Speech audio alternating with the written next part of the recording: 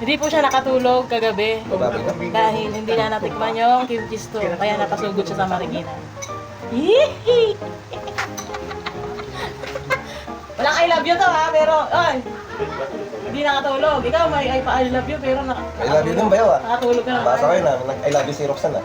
Kaya ano mo, iba, akulbak ko yan kung uda-udain ako. Anong lasa? Ah! Ay, sapon. Ayos. Masarap. Sure. Kaya ka napasugod ng Marikina. Ano ang gagawin ni Roxanne? Pero mag-aaway yata ito ah. Pag napasugod ako dito mag-isa, isipin na nag-aaway tayo. I love you. I love you nga eh. I love you kami. Yes, I love you. Ba sinusuyo si Bayo ka? Akala ko hindi masarap. Matabang? Ay, garag na. Ang init. Uy, salamat malamig. Ang init na ngayon. Ano sa balot? 75 po, 6 na peraso na po siya. Tapos meron po kaming 99 walong peraso.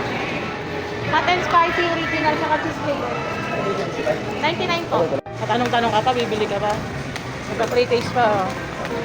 Bibili lang naman kami ng biscuit ni Papang dadalhin sa pag-uwi. Uy, mukbang yarn. Sure ba? Matamis na, matamis siya. Ha? Tuto na tayo nito sa bahay. Ang buraot. Uy, free taste. Ang buraot ng pre-taste. Oo. Mahal na rin pala yung mga biscuit, no? 300 plus lang, ganyan na siya kaliit. Eto. Ito na lang, ha? Pwede niyang gawin din pa. Lagayan ng ano. Okay na to. Bigas.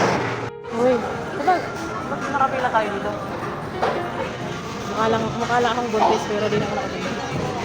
Ah, PWD, pregnant, saka senior. Parang nagmamadali tayo.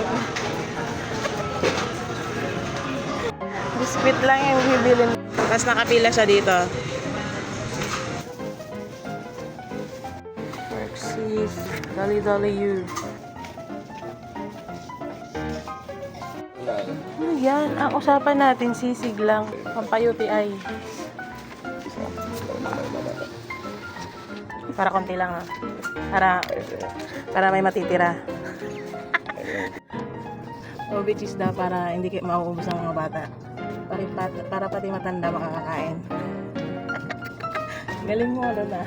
Galing mo doon. Hindi sila masasarapan kasi hindi chocolate. Ganun ang technique. Tara, okay na to. Paano ang init na sobra.